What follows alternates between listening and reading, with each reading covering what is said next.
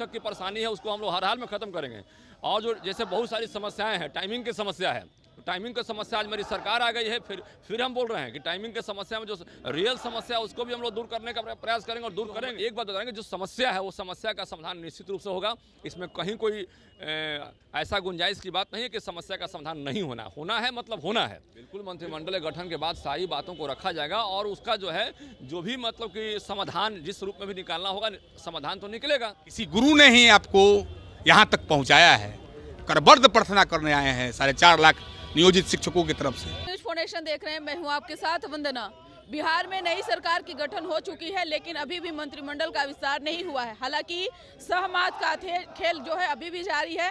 ऐसे में शिक्षा विभाग के फरमान से लोग जो शिक्षक थे वह पहले ही परेशान थे। अब एक बार फिर से के पाठक ने जो है अपना रुख अख्तियार किया है और जो लेटर जारी किया है उसे कहीं ना कहीं शिक्षक एक बार फिर से जो है विरोध जता रहे हैं। हमारे साथ बात करने के लिए बीजेपी एमएलसी जीवन कुमार। आप लोग जब विपक्ष में थे उस दौरान गला फाड़ के बोलते थे शिक्षकों के हित में वे काम करेंगे वो काम करेंगे, लेकिन अब शिक्षकों की परेशानी को कैसे आप लोग देख रहे हैं? एक बार फिर से के पाठक का फरमान जो आया है जी, देखिए अब शिक्षकों की परेशानी जो पहले थी और आज भी है, और हम लोगों ने पहले भी कहा था कि शिक्षकों का जो परेशानी होगा उस पर हम लोग जो है हर संभव प्रयास करेंगे और प्रयास क्या करना है मतलब उसको ख़त्म करेंगे। और आज भी हम लोग का मादा यही है कि जो भी शिक्षक की परेशानी है उसको हम लोग हर हाल में ख़त्म करेंगे। और जो जैसे बहुत सारी समस्याएँ हैं, टाइमिंग की समस्या है, टाइमिंग की समस्या आज मेरी सरकार आ गई है, फिर हम बोल रहे हैं कि टाइमिंग की समस्या में जो रियल समस्या है उसको भी हम लोग दूर करने का प्रयास करेंगे और दूर करेंगे। और भी इसके साथ साथ जो है अभी जो एग्ज़ाम लिया, नियमावली में बहुत सारी चीज़ है। अभी जो एग्ज़ाम ले रहे हैं, एग्ज़ाम में बहुत सारा पॉइंट्स है, उस पॉइंट्स में भी बहुत सारी चीज़ें ऐसी है जो मतलब जो है उसमें रेक्टिफिकेशन की ज़रूरत है। तो वो सारा रेक्टिफिकेशन की जो ज़रूरत है उस पर हम लोग सरकार अभी मंत्रिमंडल गठन होगा और जो भी मंत्री बनेंगे, हमारे तरफ से बने, जदयू की तरफ से बने, कोई भी बनेंगे उससे मतलब नहीं है।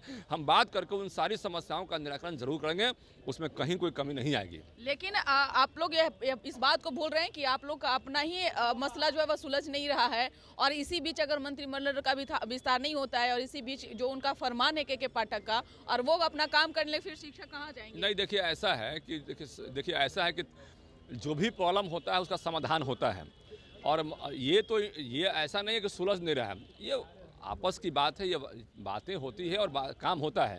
तो लेकिन जो हम एक बात बताएंगे, जो समस्या है वो समस्या का समाधान निश्चित रूप से होगा। इसमें कहीं कोई ऐसा गुंजाइश की बात नहीं है कि समस्या का समाधान नहीं होना है मतलब होना है। बिल्कुल लाखों की संख्या में शिक्षक हैं, ऐसा नहीं है कि शिक्षक जो है परीक्षा देने के लिए नहीं, वो कह रहे हैं, शिक्षकों का कहना है कि हम परीक्षा देने के लिए तैयार हैं, लेकिन जो 3 डिस्ट्रिक्ट वो रख रहे हैं, ऑप्शन रख रहे हैं कि आप 3 डिस्ट्रिक्ट को चुनिए, ये कहां से उचित होगा? क्योंकि आप लोग ये समय में लालू प्रसाद यादव जब इस फरमान को जारी किए थे उससे लड़ते लड़ते लोग अब जाकर के रास्ते पर आए। देखिए एक्चुअली जब नियम बनाए थे वो लोग, तो नियम बीपीएससी के लोगों के लिए बनाए थे और उसी नियम को यहाँ पर कॉपी और पेस्ट कर दिए। लेकिन ये बात समझ नहीं पाए कि जो बीपीएससी के नए स्टूडेंट की जब बहाली हो रही है उसमें जो 21 साल से 25 साल के लड़के आ रहे हैं या लड़कियाँ आ रही है, लेकिन यहाँ पर शिक्षक आ रहे हैं, लेकिन यहाँ पर जो पहले से बहाली है 50 साल से 55 साल, 56 साल, 57 साल, 58 साल भी किसी का उम्र हो गया है, ये बात भूल गए वो लोग। तो इन बातों को बताना होगा और हम लोग बताएंगे भी और ये सारा समस्या का निराकरण होगा। जो स्थानांतरण की बात है, जो उनके दिमाग में वो बात था बीपीएससी वाला, उसके हिसाब से वो कर दिए और वही कॉपी पेस्ट करके यहाँ पर लागू कर दिए। ये चीज़ें दिमाग में उनसे जो है वो दिमाग में उनका नहीं आ पाया कि भाई वो सेम चीज़ यहाँ आएगा तो कहाँ दिक्कत आएगी। अब 56 वर्ष का आदमी जो है, पहले उनका बाल बच्चा भी मतलब इस्टेब्लिश किसी का हुआ है, किसी का नहीं हुआ है, अब सारा घर मकान बना लिया है, वो लोग वहाँ से जाएगा नहीं जाएगा, ये बहुत सारी समस्याएँ हैं। तो ये बातें उस वक्त जो है जब वो लोग अपना काम कर रहे थे, जब नियमावली बना रहे थे और जब ये स्थानांतरण की पॉलिसी लाई जा रही थी, तो ये बात कहीं ना कहीं हमें लगता है कि मिस्टेक हुआ है, इसका रेक्टिफिकेशन होगा। के पाठक से मिलकर आप लोग इस विषय पर बात करेंगे? बिल्कुल, मंत्रिमंडल गठन के बाद सारी बातों को रखा जाएगा और उसका जो है जो भी मतलब कि समाधान जिस रूप में भी निकालना होगा, समाधान तो निकलेगा।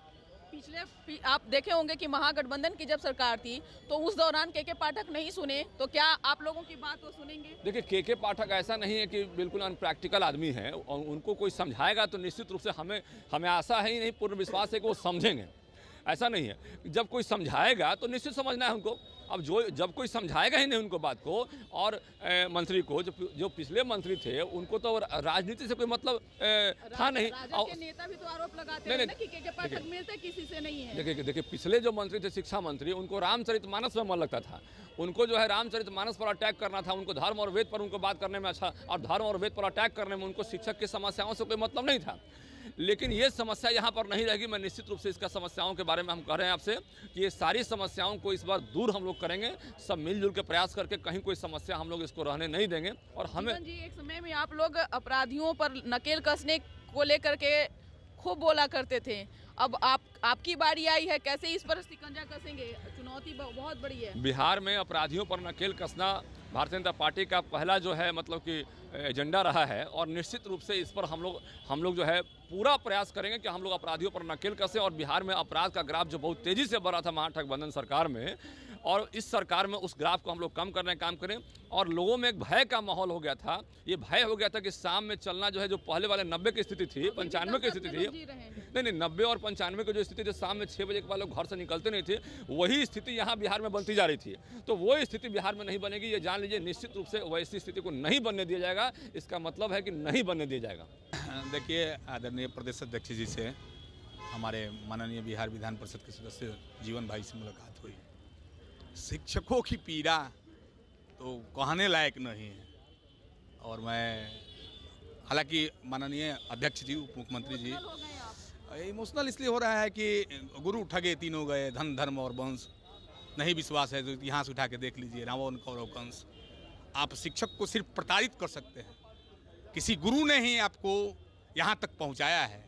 करबर्द प्रार्थना करने आए हैं 4.5 लाख नियोजित शिक्षकों की तरफ से, जो जुल्म इतना न कीजिए कि ब्रिटिश हुकूमत भी लजा जाए। हमारे निवेदन होगा कि राष्ट्र निर्माता शिक्षकों की आवाज़ जो दब रही है, जिन्होंने मानव निर्माण करने का काम किया, आज उनके साथ बहुत बड़ी समस्या है। ऐच्छिक स्थानांतरण कम से कम परीक्षा में दी जाए।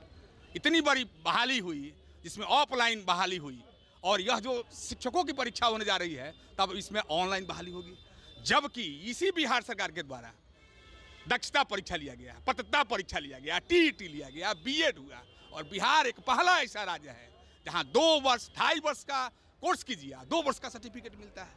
इसलिए हम निवेदन करने आए हैं कि एक बार आपसे काफ़ी उम्मीद है, खासकर हमारे माननीय जो सम्राट चौधरी जी जो उप मुख्यमंत्री हुए हैं, इन पर बिहार के नियोजित शिक्षकों को एकदम जी जान से विश्वास है कि यही कुछ कर सकते हैं।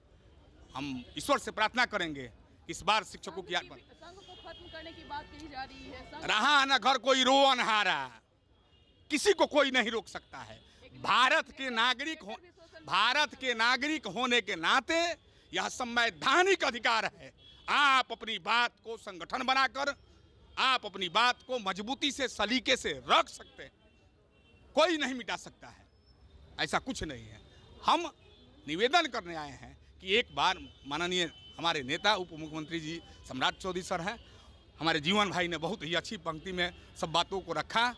हम निरीह प्राणी इसलिए हैं। कड़े सवाल हमारे जीवन जी से भी था, क्योंकि इससे पहले भी अब बोलते आ रहे थे, हक की बात करते आ रहे हैं, लगातार करते आ रहे हैं। जी। तो इसीलिए मेरा उनसे सवाल था, आप भी सुने होंगे, तेजस्वी यादव से आप लोगों को क्या कुछ आश्वासन नहीं दिया गया था, क्या मिला था? देखिए, हम तो आज तक ठगे गए, 17 वर्षों तक ठगे गए। अब इस स्थिति में है कि किन्हीं की उम्र 48 वर्ष है, किन्हीं की उम्र 50 वर्ष है, और सभी तरह के परीक्षा देने के बाद समय में इसी तरह का पेच लालू प्रसाद यादव भी शिक्षकों को लेकर के उलझा करके रख दिए थे, और पुनः एक बार फिर वही स्थिति बनी हुई है। हमने कहा है कि गुरु ठगे तीनों गए, धन धर्म और वंश, नहीं विश्वास है तो इतिहास उठा के देख लीजिए, रावण कौरव कंस। गुरु ठगने के काम नहीं है, हमने रूह में प्रकाश डालने का काम किया। आप हमको घर से बेघर करने की तैयारी कर रहे हैं। आज शिक्षक मजबूर है। यही निवेदन करने आए हैं आदरणीय नेता श्री सम्राट चौधरी जी से कि आप शिक्षकों की नैया को आदरणीय जीवन भाई और नवल किशोर भाई, जितने लोग हैं, उनसे मिलकर पार लगा दीजिए। शिक्षक आपके साथ, इन इनकलाबी नारों के साथ पूरे मजबूती के साथ रहेगा। क्या के पाठक आप लोगों की बात को सुनते हैं? तो नहीं सुनेंगे। कौन सी है जी? वो कौन सी है? हुआ है, ऐसा कुछ नहीं है। आप अरे हैं, स्वागत है। आप पत्र निकाले, आपका पत्र का स्वागत है। ऐसा कुछ नहीं है। ऐसा उन्होंने कोई होता है, वो संवैधानिक पद पर है। संवैधानिक पद पर। शिक्षक किस पद पर है भाई? वह मानव का निर्माण करता है। वह आदरणीय के पाठक सर को कोई शिक्षक ने पढ़ाया होगा, इसलिए वह किसी तरह का ऐसा कोई काम नहीं करेंगे जिससे शिक्षकों के मान सम्मान में कहीं कमी आए। महागठबंधन में तो किसी मंत्री का बात नहीं सुने। ये महागठबंधन की सरकार नहीं है, ये भारतीय जनता पार्टी की सरकार है, इसलिए शिक्षकों को विश्वास है कि उनके पक्ष में यह काम होगा। बहुत बहुत शुक्रिया बात करने के लिए। तो आपने सुना कि क्या कुछ कहना था बीजेपी एमएलसी जीवन कुमार का। शिक्षक के नेता लगातार शिक्षकों की आवाज को उठाते रहे हैं, एक बार पुनः शिक्षकों को आश्वस्त कर रहे हैं कि आप एनडीए की सरकार पर भरोसा करें, जल्द ही मंत्रिमंडल का विस्तार होगा और तमाम चीजों पर जो है मसला को हल किया जाएगा। इस पर बस इतना ही, बने रहिए न्यूज़ फाउंडेशन के साथ। धन्यवाद।